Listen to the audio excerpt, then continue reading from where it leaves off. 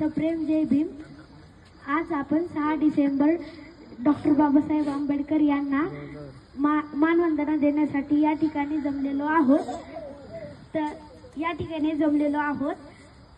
या निमित्ताने मी संपदा संजय सिरसट आपल्या समोर चार ओळी मांडत आहे.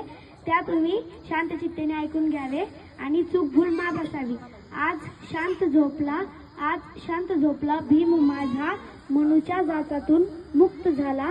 भीम माझा मनुच्या जाचातून मुक्त झाला.